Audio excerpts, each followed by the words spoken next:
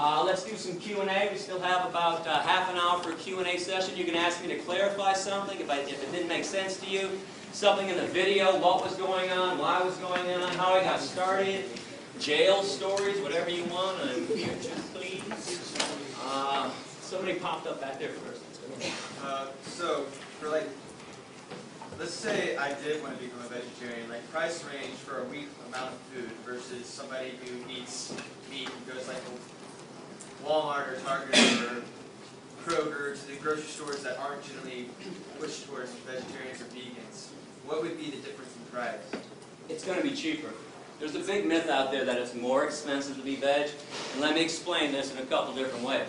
Now, first of all, the cheapest things on the market are cruelty-free and vegan. Rice, beans, lentils, pastas, things like that. Keep in mind, this is why poor people, impoverished people around the world, they're vegetarians. Eating meat is a luxury. It's only cheap in America because we subsidize the hell out of it. And I want you to put one thing into the equation that nobody ever wants to put into the equation. Health. Pharmaceuticals, hospital visits, doctor visits, all these pills, all the vitamins, healthcare. That stuff was not created for vegan. Those are meat-eating creations. I'm about to turn 40 in August. I have no healthcare. I take no vitamins. I see no doctor. I don't need to. I eat properly and I exercise. So if you put health into the equation, meat eating is the most expensive diet out there for sure. Also keep in mind, if you do buy processed foods, vegan or non-vegan, you always pay a little extra. If you pay Turtle Island Foods to make you a tofurkey, if you pay Lean Cuisine to make you some kind of meat dish, it's a little more pricier because somebody did it for you. So you can also, if you're really good in the kitchen, make this stuff on your own.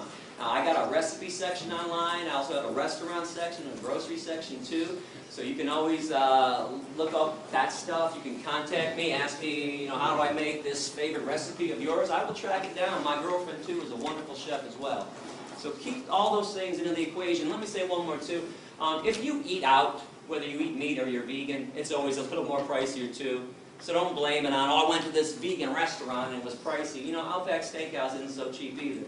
And Longhorn Steakhouse and all these other places too. And if you eat out at restaurants, places like Subway, their veggie sub, when they're not doing their $5 special, the veggie sub is always the cheapest thing on their menu on Italian bread and it's vegan.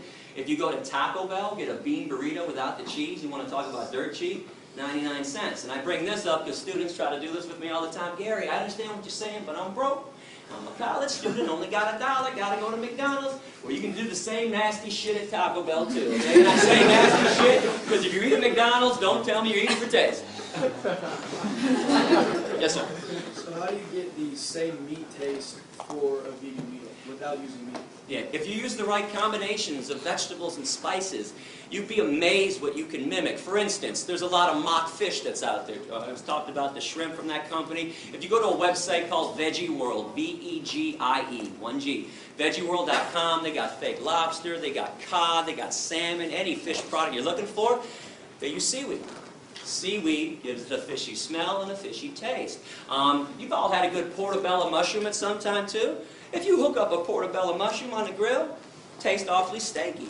So they use mushrooms when they want to get a beef flavor too. The woman that runs my recipe section, Amy Ball, one of the best chefs that nobody knows about. I was passing through San Francisco a few years ago, and one of my perks for traveling is that I get to eat all over the country, and I know what's vegan, what's out there, so I stopped by her house, and she says, you want a vegan hard-boiled egg here? Actually, she didn't say vegan. You want a hard-boiled egg? I said, are you kidding me? You got a vegan hard-boiled egg? What do you mean? There are no vegan hard-boiled eggs. She goes, I got one for you. She takes an avocado, slices it in half, takes half of it out. Think of an avocado. Think of a yolk that's been hard-boiled. The same texture. One's yellow, one's green. She takes the avocado, puts it on some vegan mashed potatoes that she made with hemp milk or rice milk, whatever her vegan milk of the day was, that mimicked the outside softness of the egg. She puts 2 dashes of salt on there and goes, take a bite. Holy shit. Vegan hard-boiled egg. So if you get really creative people in the kitchen, there are a lot of creative chefs out there, they can make anything taste like something else. So that's what they're doing. No chemicals. No chemicals. Yes?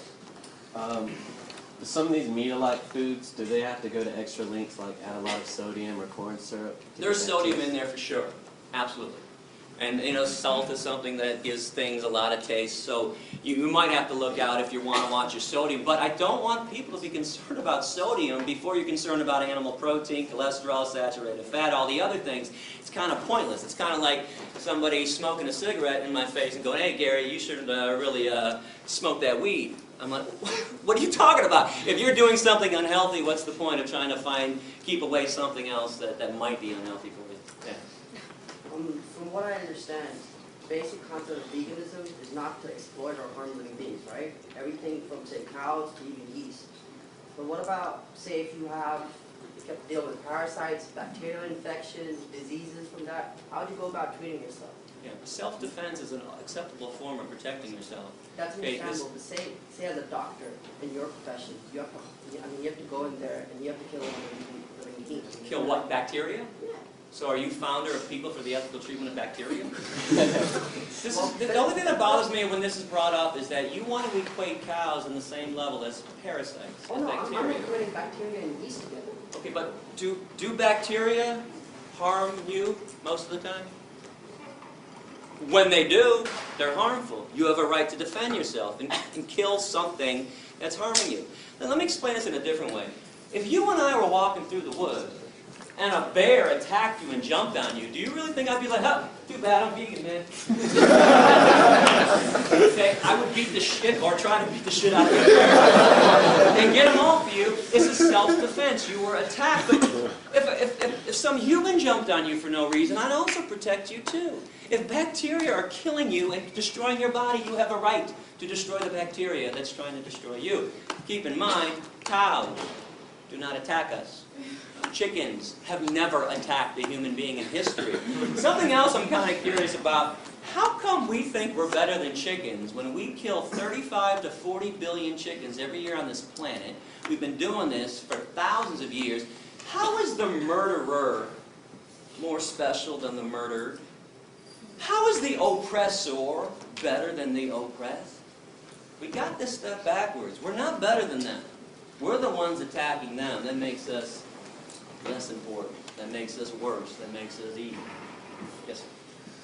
So, say the world population is at 8 billion now, and at least most of the United States is considered meat eaters, right? So, with only a certain portion of the world being devoted to farmland or,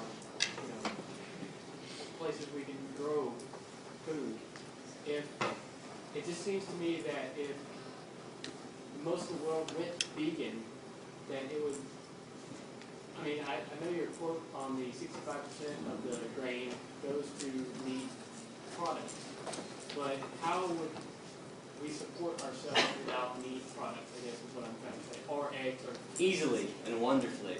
Let me throw out some other stats. 95% of soy in America, that's animal feed. 80% of corn in America, animal feed. 70% of oats in America, that's animal feed. If we ate the stuff directly, do you know that 1 acre of land can yield 30,000 pounds of carrots, 40,000 pounds of potatoes, and 50,000 pounds of tomatoes? 1 acre of land can only give you 250 pounds of meat. Okay, we would be using less land, destroying less habitat if we just ate crops directly. Please go to the environment section on my website or go to a website called earthsave.org.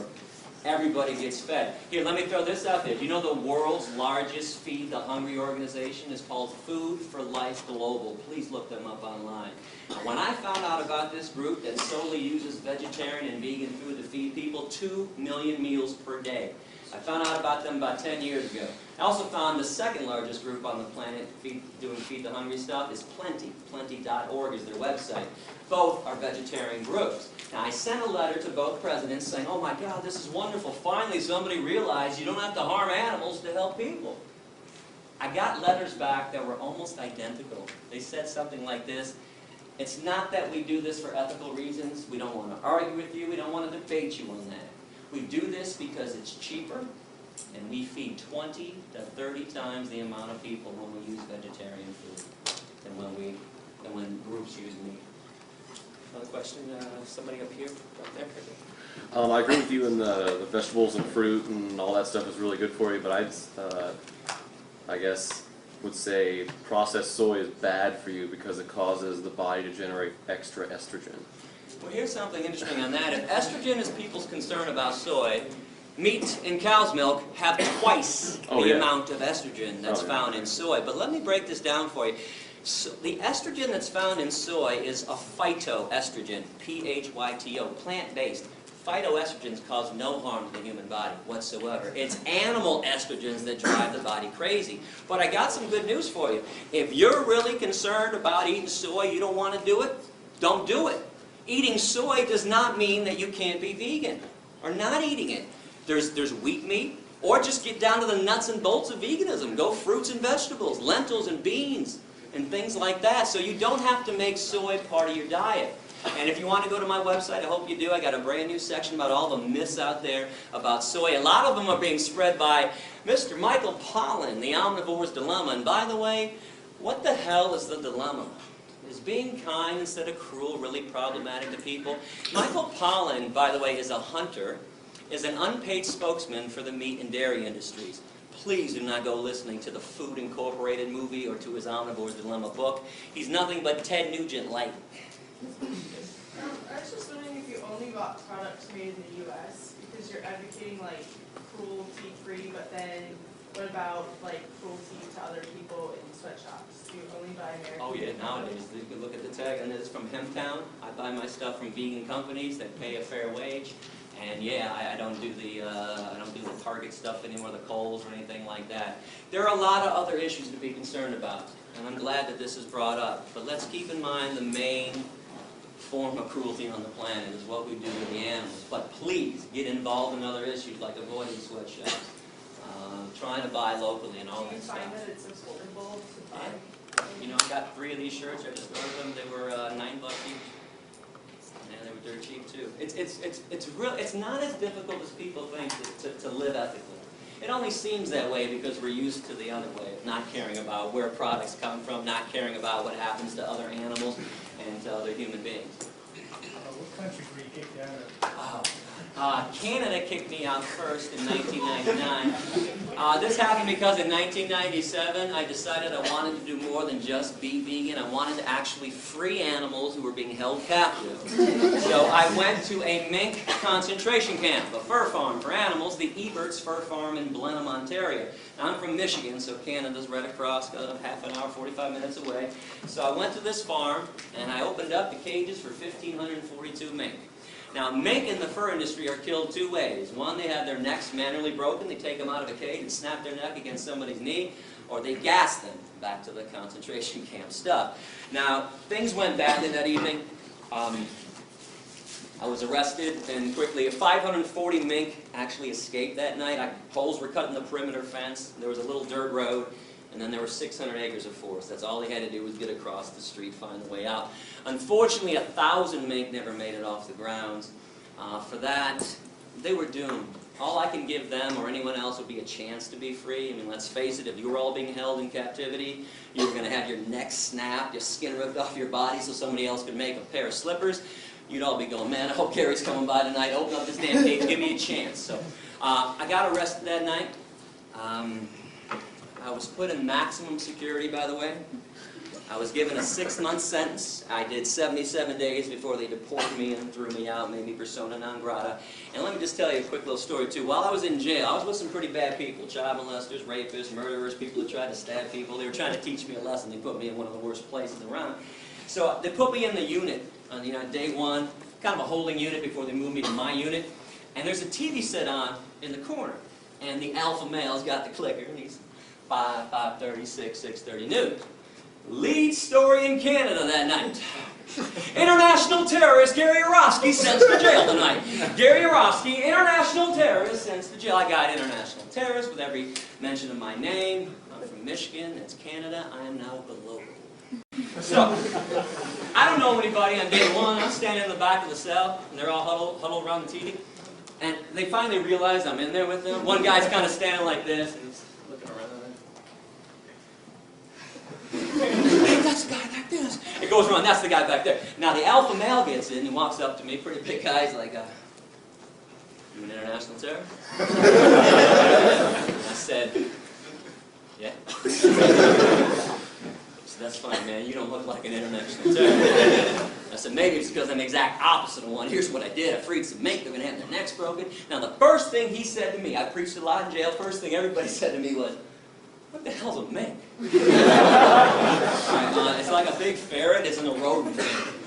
And the next thing that was always said to me, this is not verbatim, but the intonation is verbatim. It went something like this. Wait a second. They put you in here with us? Because you freed some rats? And the emphasis was always on us. They knew they were back with us? I said, no, they put me in here with you because I also caused $2.1 million in damage to the mink farm and put the guy out of business permanently to this day, and we don't tolerate economic sabotage in our society. One more thing I want you to think about. When they first arrested me, they refused to give me bail. They thought I was going to bail out, go back to Michigan, and there's no extradition for mink liberation. So I had a 10-day bail hearing.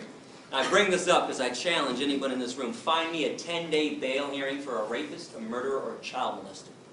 Won't do it, but the mink liberator gets 10 days. Now, on day 10, my attorney, Steve Rogan, found out that the same exact judge, Elaine Babcock, that had been denying me bail for 10 days, had just given a man from Michigan, 3 weeks earlier, $1,000 bail, second-degree criminal sexual conduct. Now, you know how judges can get when they don't want to hear something in their courtroom. Boy, she goes flush red, top of her voice. She goes, Steve, don't you dare bring that up in my courtroom. That's got nothing to do with this case, and you damn well know it. Now, I'm sitting over in the defendant's box. I can't talk to my attorney now. He's pacing, but in my head I'm going like, don't back down, don't back down, don't back down. So he's pacing and pacing. I'm like, come on, Steve. And 30 seconds later, he turns and he says, you know what, Your Honor? It's got everything to do with this case. My client tried to stop cruelty. And he wants to go to jail at this point and make a statement on behalf of the animals. You gave that guy from Michigan bail for sexually assaulting a woman, and you won't give my client bail? She looks at me for the first time in 10 days. And I was like, $10,000 bail. Now, agree or disagree with law breaking, and I hope you understand, everybody that we all collectively admire, Dr. King, Gandhi, Rosa Parks, Henry David Thoreau, Jesus, we're all radical lawbreakers. Every single person on this planet that ever made substantive change was a radical lawbreaker. Even if for some reason you don't think that I should be breaking laws or that people should break laws, you can't tell me it should cost $1,000 to sexually assault a woman for bail and $10,000 to free some rats. Bottom line on this, sexually assaulting a woman doesn't affect the economy. And we just don't care about things that don't affect the root of all evil. Money. Question? A, what got you started, and B, what's the tattoo about? Tattoo is me with a mask on holding a bunny rabbit, and it says Presto et Persto, which is Latin for I stand in front and I stand firm, and it says ALF, Animal Liberation Front, which is a group that goes around, there's no membership, but anybody that goes around and liberates an animal or destroys a place of torture is considered an ALF member. What got me started was my stepdad is a clown in the Shrine Circus. Takes me backstage when I'm 23, and mind you, I got my blinders on too. I could care less about animals besides the dogs that are in my life, or if a chipmunk runs by me, I'm like, hey, look at a chipmunk. Right? But I'm like everybody else. I'm eating dead animals. I could care less about cows and pigs and what they're going through. And he invites me backstage and says, you want to come see the elephants? I'm like, hell yeah, I want to see the elephants. Are you kidding me? Can I bring Wendy with me too? My girlfriend at the time. I said, yeah, bring Wendy down. So Wendy and I go backstage. We're excited. We're like playfully pushing each other like, I'm first. We get back there and we just stop dead in our tracks. When you see cruelty in front of your face, you don't need somebody to explain it to you. I knew what I was seeing was evil. 3 elephants were lined up in chains, front left foot, back right foot, each of them, chained up to the cement floor of the warehouse of the Michigan State Fairground. I looked to the left, I saw a monkey screaming and grabbing the bars of his prison. I saw 2 tigers to the right of me pacing pathetically. And I turned to Wendy, pardon my language, but I'll tell you exactly what I said. I said, what the fuck is an elephant doing on 8 Mile and Woodward Avenue in Detroit in the first place? She said, I don't know. And we walked up face to face with these elephants. And if you pay attention to energy, and please don't think this is weird. We do this all the time, like with babies, with infants. They don't talk and communicate. But a baby starts crying. You thirsty? Oh, you're hungry? You need to be changed. You figure it out. Look at their eyes. Look at their movement. These elephants were swaying like this, neurotic. Now, I'm no elephant expert, but I know that's not elephant behavior. I later found out that's a neurotic behavior every elephant gets in every circus because they're kept in chain. In the wild, elephants walk 20 to 50 miles a day. I looked into their eyes, I saw nothing but hopelessness and fear, and I knew something was wrong. So that got me thinking, where did my food come from? Where did my shoes come from? What really goes on in an animal research lab? So that's when I started investigating. I mentioned this earlier, I started going into the Thornapple Valley Pig Slaughterhouse, I started going into animal research labs, and I fought it at first, like everybody does, like most people do. I didn't want to stop eating the animals. What else am I going to eat? Salads all day long? I mean, it's really like, there's a myth out there that all vegans live off of is iceberg lettuce and tomatoes. Okay, that's not true. But that's what I thought too. So anyways, the more I thought about it, the more I realized I was a hypocrite. And here's a paradox I want you to think about. Why do we call some animals pets and others dinner?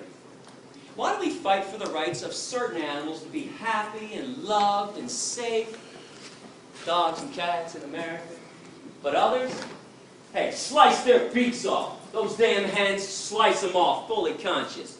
Those pigs, those piglets, rip their testicles out. Screw them. There's a major hypocrisy going on. You can see the choice that I made. All I can ask you to do is put your head on your pillow every night knowing that you are not responsible for premeditated acts of cruelty. Again, the world is tough enough for us, and especially for the animals.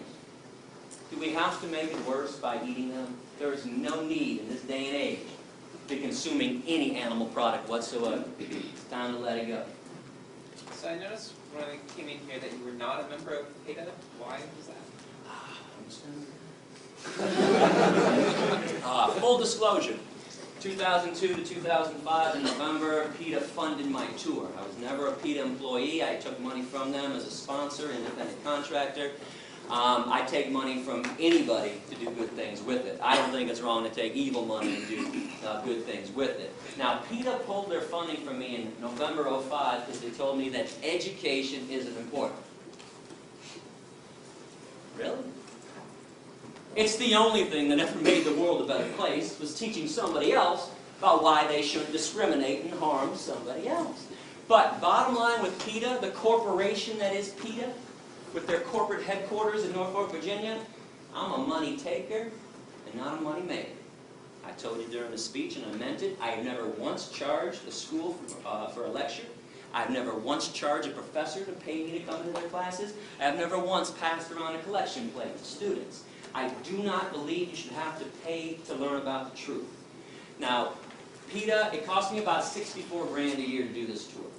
35 to 40 is to travel, hotels, rental cars, food, gas. It's not cheap to live on the road 7.5 months a year. I take the rest so I can just live and pay my own bills, which is meager. It's a meager salary that I get for doing this. But in the end, the accountants came into PETA's headquarters, Ingrid Newkirk's offices. She's the founder and president of PETA, and said, you know, we've given Gary 64 grand for 3 years. That's $192,000. We also gave him $20,000 to put his speeches on DVD that he gave out for free to the students when he was supposed to charge them $10. When I first got these DVDs, people would always come up and say, hey, Gary, I want to share this with my boyfriend, my girlfriend, my dad, my sister, whatever. And I'd be like, oh, great, I got some DVDs. They're $10. And nearly every student would say, I'm broke. I'm a student. What do you mean $10? I'm like, oh, okay, here you go. So I gave out at least 95%, if not more, of my DVDs. Well, PETA found out about that. They were pissed off, and I used to say, you guys make $25 million a year. You can't give out a couple thousand DVDs to people that are actually now begging to learn more about animal rights and veganism. So that, obviously ended our relationship when they pulled their funding from me. But something else, I always condemned PETA when I first started, while I took their money, and now that I don't take their money, I still condemn them. They exploit women. Their tactics are so ridiculous. They're always looking for a naked woman.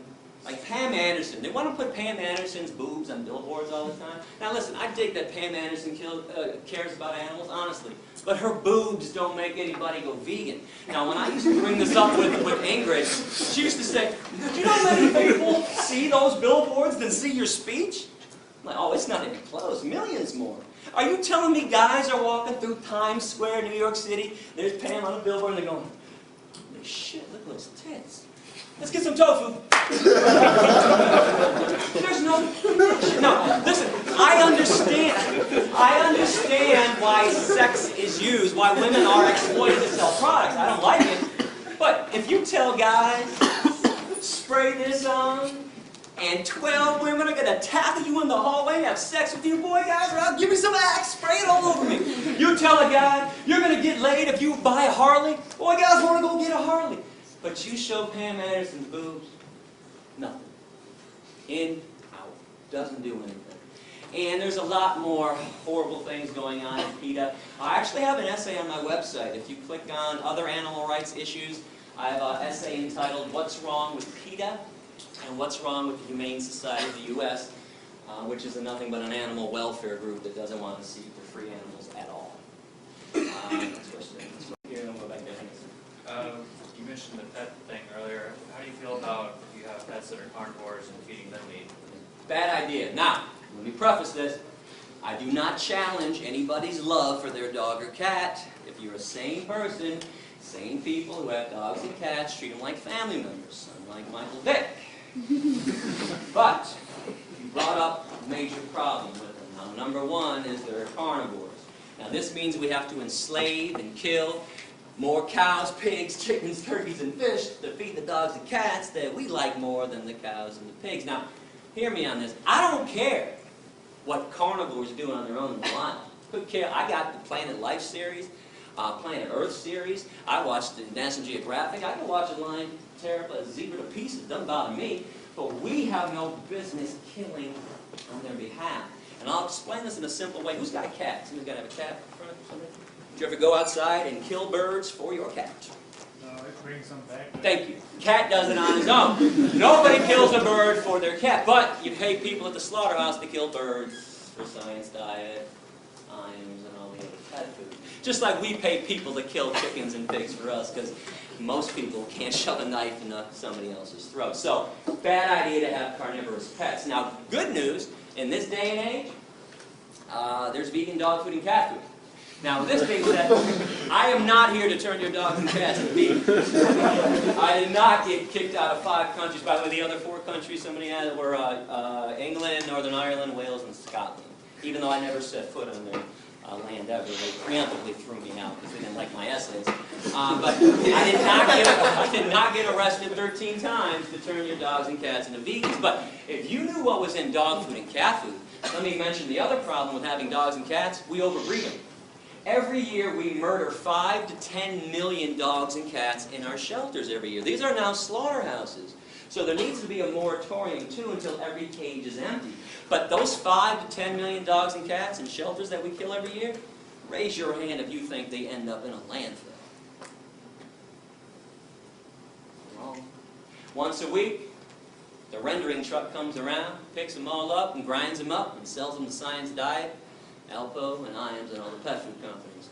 So we're making our dogs and cats cannibals, and they don't even eat real meat that they would normally eat. I never talked about chemicals in all the animals that people eat. This is for you too.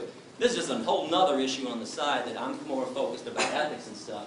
Okay, but they eat chemically laced meat. They eat what's left on the slaughterhouse floor, things that we don't eat. Every time there's a meat recall or a spinach recall for E. coli, you don't think that stuff ends up in landfills, do you?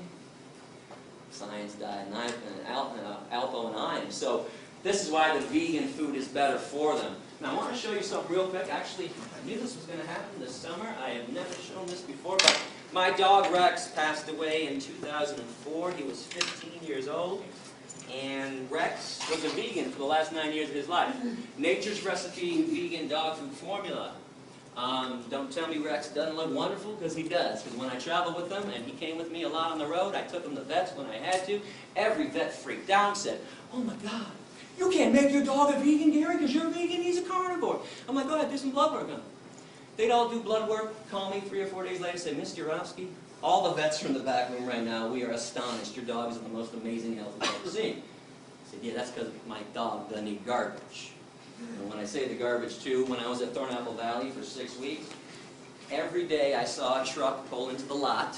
The side of the truck said, "Meat not fit for human consumption." I watched the truck go into the alleyway every day, took 3 garbage bins and dumped them out. The garbage bins. Right off to the pet food companies. Wasn't hard to track that down.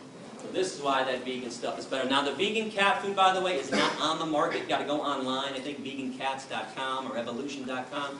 But vegan dog food is at every pet food store that I've seen. It's called Nature's Recipe. Question? Oh, I'm sorry. See, we're out of time. You know what?